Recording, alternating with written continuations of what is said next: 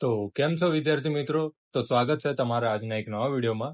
તો આજના વિડીયોમાં આપણે એક ઇમ્પોર્ટન્ટ નોટિસ આવી છે હાઈકોર્ટ ઓફ ગુજરાત તરફથી, કે જેમાં હાઈકોર્ટમાં ડ્રાઈવરની જે ભરતી પડી છે તેના વિશે માહિતી આપવામાં આવી છે. અને આ હાઈકોર્ટ દ્વારા ઓફિશિયલી આ નોટિફિકેશન બહાર પાડવામાં આવી છે, જે અત્યારે તારીખ 14 તારીખે બહાર પાડવામાં આવી છે. જેમાં જાહેરાત ક્રમાંક RC 1434/2025 ડ્રાઈવર, એટલે કે હાઈકોર્ટ ઓફ ગુજરાત દ્વારા 16 હાઈકોર્ટ દ્વારા આ ભરતી પાડવામાં આવી છે, જેની વેબસાઇટ ઓજસ ઉપર અથવા તો ગુજરાત હાઈકોર્ટની વેબસાઇટ ઉપર તમે ફોર્મ ભરી શકો છો.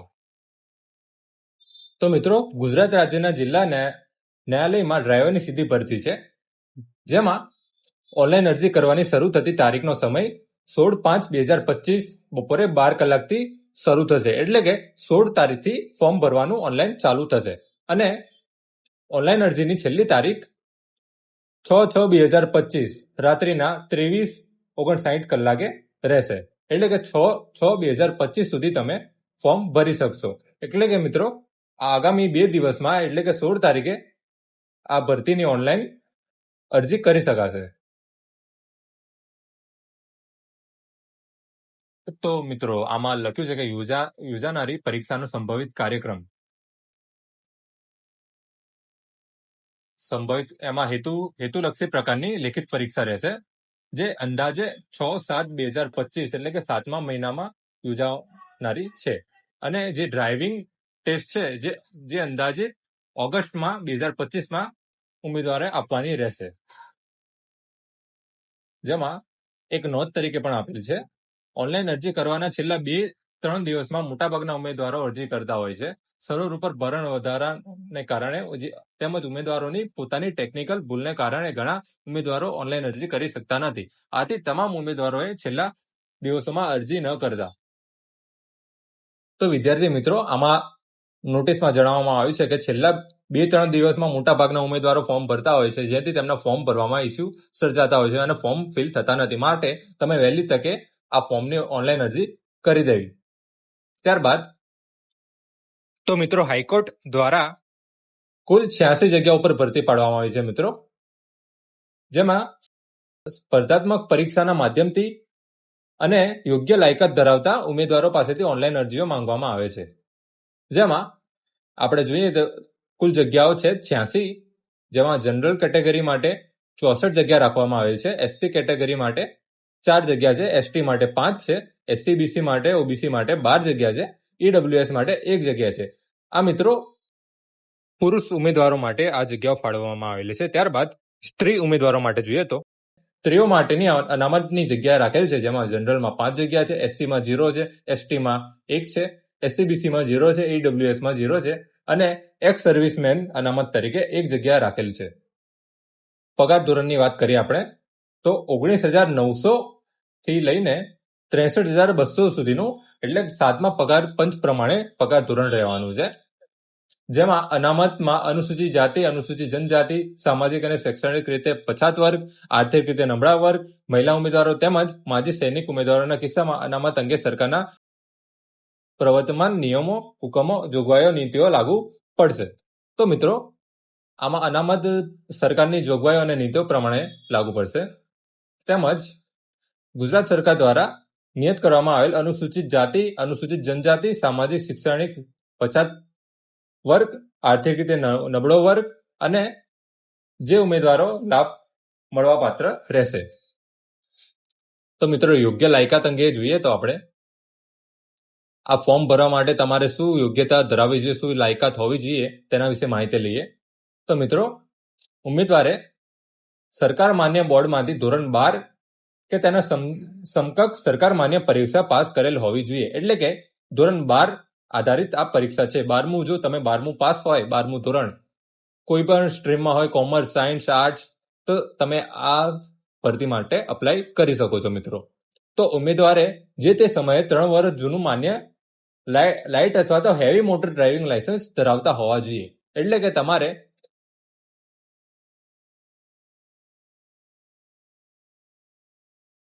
ઓછામાં ઓછું 3 વર્ષનો તમારે માન્યતા હોવી જોઈએ. એટલે કે 3 વર્ષ સુધી તમે લાયસન્સ ધરાવતા હોવા જોઈએ. તો જ મિત્રો તમે આમાં અપ્લાય કરી શકો છો.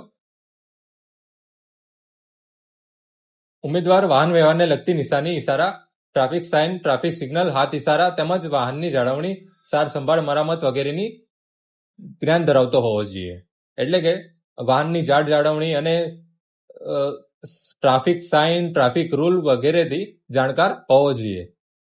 વાહનની મરામત અને મેકેનિઝમ અંગેની આવડત ધરાવતા ઉમેદવારોને અગ્રતા આપવામાં આવશે. એટલે કે મિત્રો વાહનની મરામત અને મેકેનિઝમમાં જે વિદ્યાર્થીઓ કુશળ હશે તેમને અગ્રતા આપવામાં આવશે. તો મિત્રો પુરુષ ઉમેદવારો 162 સેન્ટીમીટર ઊંચાઈ ધરાવતા હોવા જોઈએ. અનુસૂચિત જનજાતિ ઉમેદવારો માટે 158 સેન્ટીમીટર હાઇટ રાખેલી છે તથા ઉમેદવારે 5 સેમી છાતી ફુલાવ્યા બાદ 64 સેન્ટીમીટરથી ઓછી છાતી ધરાવતા ન હોવા જોઈએ, જે ધ્યાનમાં લેવું મિત્રો. ત્યારબાદ સ્ત્રી ઉમેદવાર માટે 158 સેન્ટીમીટર ઊંચાઈ અને અનુસૂચિત જનજાતિ ઉમેદવાર માટે 155 ઊંચાઈ ધરાવતા હોવા જોઈએ.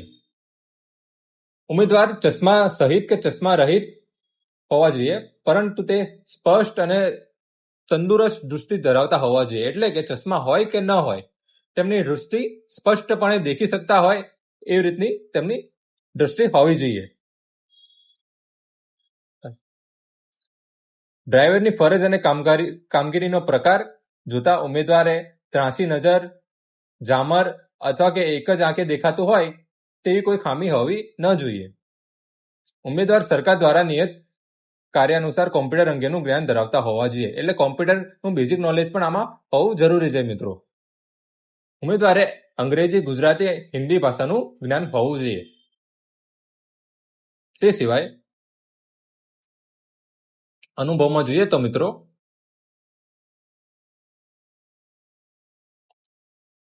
અનુભવમાં ઉમેદવાર સરકારી, ખાનગી સંસ્થા કે કોઈ વ્યક્તિ સાથે ડ્રાઇવિંગનો અંદાજે 5 વર્ષનો અનુભવ હોવો જોઈએ મિત્રો.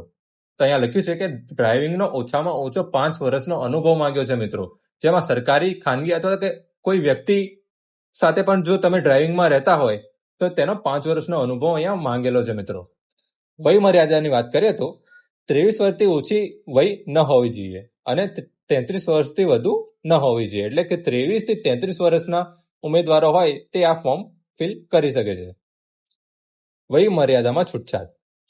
અનુસૂચિત જાતિ, અનુસૂચિત જનજાતિ અને સામાજિક અને શૈક્ષણિક રીતે પછાત વર્ગ તેમજ આર્થિક રીતે નબળા વર્ગ માટે અમુક છૂટછાટ આપવામાં આવી છે. તે આપણે નીચે મુજબ જોઈએ.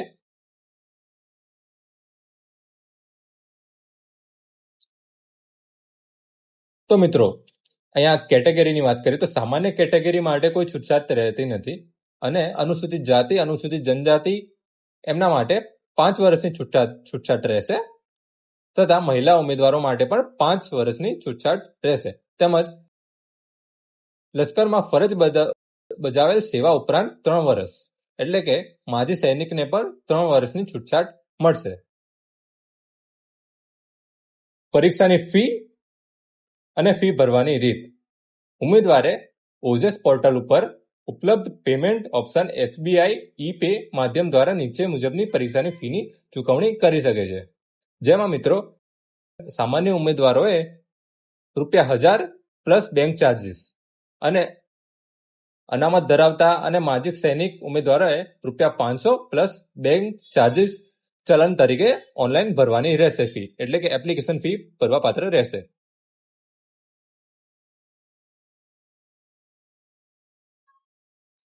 ત્યારબાદ મિત્રો સ્પર્ધાત્મક પરીક્ષાનું માળખું. એટલે પરીક્ષાની માળખું કઈ રીતનું રહેવાનું છે તે વિગતે અહીંયા દર્શાવવામાં આવેલું છે. જેમાં હેતુલક્ષી પ્રકારની લેખિત પરીક્ષા રહેવાની છે જે 50 ગુણની રહેવાની છે, જેમાં 45 મિનિટનો સમય રહેવાનો છે. અને બીજી છે ડ્રાઇવિંગ સ્કિલ ટેસ્ટ, એટલે કે તે 100 ગુણની રહેવાની છે. તેમાં કોઈ સમયગાળો આપેલો નથી અત્યારે મિત્રો. એટલે કે લેખિત પરીક્ષા રહેવાની છે જે 50 ગુણની રહેવાની છે અને તેમાં 45 મિનિટનો સમયગાળો આપવામાં આવેલો છે. હેતુલક્ષી પ્રકારની લેખિત પરીક્ષા.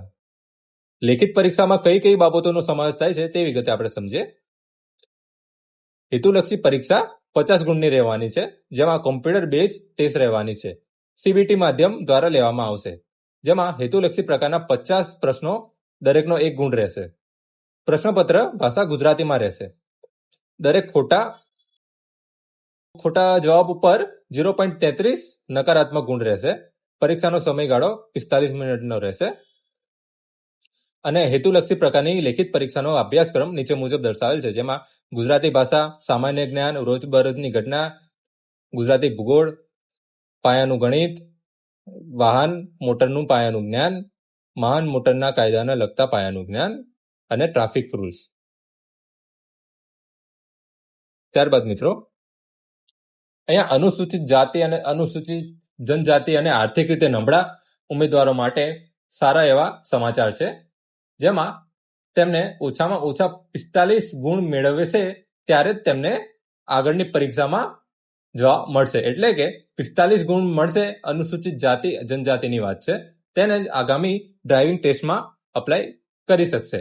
અને જ્યારે સામાન્ય ઉમેદવારોએ ઓછામાં ઓછા 50 ગુણ મેળવવા પડશે, ત્યારબાદ જ ઉમેદવારો આગળની ભરતીના તબક્કામાં જોડાઈ શકશે, એટલે કે ડ્રાઇવિંગ સ્કિલ ટેસ્ટમાં જોડવામાં આવશે. ત્યારબાદ મિત્રો હેતુલક્ષી પ્રકારની લેખિત પરીક્ષામાં અમદાવાદ ખાતે લેવી કે અન્ય જિલ્લા કક્ષાએ લેવી તે ઉમેદવારની સંખ્યા આધારે નક્કી કરવામાં આવશે. એટલે કે ઉમેદવારની સંખ્યા જેટલી થશે તે પ્રમાણે નક્કી કરવામાં આવશે કે અમદાવાદમાં એક્ઝામ લેવી કે અન્ય કોઈ સ્થળે એક્ઝામની કાર્યક્રમ ગોઠવવો. હાઈકોર્ટ દ્વારા નક્કી કરવામાં આવે તે સ્થળે અને સમય હેતુલક્ષી પ્રકારની લેખિત પરીક્ષામાં માટે હાજર રહેવા તે ઉમેદવારને સ્વખર્ચે આવવાનું રહેશે. એટલે કે ઉમેદવારે પોતાના સ્વખર્ચે એક્ઝામ સેન્ટર ઉપર જવાનું રહેશે મિત્રો. ત્યારબાદ હેતુલક્ષી પ્રકારની લેખિત પરીક્ષા કમ્પ્યુટર બેઝ રહેવાની છે, જે આગળ આપણે જોઈ ગયા. જેમાં જો હેતુલક્ષી પ્રકારની લેખિત પરીક્ષામાં ખૂબ જ વધુ સંખ્યામાં ઉમેદવારો ઉત્તીર્ણ થશે તો નામદાર હાઈકોર્ટ દ્વારા નિયત કરવામાં આવે તે પ્રમાણે મેરિટના આધારે મર્યાદિત સંખ્યામાં ઉમેદવારોની ભરતી પ્રક્રિયા આગામી તબક્કામાં એટલે કે ડ્રાઇવિંગ અને સ્કિલ ટેસ્ટમાં યોગ્ય લાયકાત ગણવામાં આવશે મિત્રો. ત્યારબાદ મિત્રો આપણે જોઈએ તો ડ્રાઇવિંગ અને સ્કિલ ટેસ્ટમાં શું શું રહેવાનું છે તે વિગતે સંપૂર્ણ જોઈએ. જેમાં ડ્રાઇવિંગ સ્કિલ ટેસ્ટ કુલ 100 ગુણની રહેવાની છે મિત્રો. કુલ 100 ગુણની આ ટેસ્ટ રહેવાની છે મિત્રો. જેમાં ડ્રાઇવિંગ સ્કિલ ટેસ્ટ હાઈકોર્ટે નક્કી કરેલ ધારાધોરણ મુજબ લેવામાં આવશે. હાઈકોર્ટ દ્વારા જે ધારાધોરણ નક્કી કરવામાં આવશે તે જ મુજબ આ એક્ઝામ લેવામાં આવશે. જેમાં નીચે મુજબની મુદ્દાઓનો ધ્યાનમાં લેવામાં આવશે. જેમાં starting, forward driving, turning, overtaking, reversing, parking, car mechanic, ઇલેક્ટ્રોનિકની પરિચિતતા અને સાર સંભાળ અંગેનું જ્ઞાન. એટલે કે તમારે આ બધા મુદ્દાનું ધ્યાન લેવામાં આવશે મિત્રો એક્ઝામમાં, ફિઝિકલ એક્ઝામ એટલે કે ડ્રાઇવિંગ ટેસ્ટમાં. ત્યારબાદ મિત્રો સામાન્ય દ્રષ્ટિકોણ, સુરક્ષા અને જવાબદારી, રીતભાત અને વલણ. ડ્રાઇવિંગ સ્કિલ ટેસ્ટ અમદાવાદ અથવા જિલ્લા મુખ્ય મથક ખાતે લેવામાં આવશે. એટલે કે અમદાવાદ ખાતે જ આ એક્ઝામ યોજવામાં આવશે. જેમાં પસંદગી યાદીમાં સ્થાન મેળવવા માટે ડ્રાઇવિંગ સ્કિલ ટેસ્ટમાં ઉમેદવારે ઓછામાં ઓછા 80 ગુણ એટલે કે A ગ્રેડ મેળવવાનો રહેશે. મતલબ જો તમારે પસંદગીની યાદીમાં સ્થાન મેળવવું હોય તો મિત્રો તમારે ઓછામાં ઓછા 80 ગુણ ફરજિયાતપણે લાવવા જ પડશે મિત્રો, તો જ તમે પસંદગીની યાદીમાં સ્થાન મેળવી શકો છો મિત્રો. તો મિત્રો ગુજરાત હાઈકોર્ટ દ્વારા ઓફિશિયલ નોટિફિકેશન બહાર આવી ગયેલી છે, માટે જો તમારે કોઈ પણ જાતના કોઈ પ્રશ્ન હોય તો તમે કોમેન્ટ સેક્શનમાં જણાવી શકો છો. અને વિડીયો જોવા માટે આભાર મિત્રો, અને લાઇક, શેર અને સબસ્ક્રાઇબ કરવાનું ભૂલતા નહીં મિત્રો. અને આવા જ વિડીયો માટે ચેનલને સબસ્ક્રાઇબ કરી લો અને બેલ આઇકનને દબાવી લો, જેથી તમને નવા વિડીયોનું નોટિફિકેશન સૌથી પ્રથમ મળી રહે મિત્રો. વિડીયો જોવા માટે તમારો આભાર. જય હિન્દ, જય ભારત.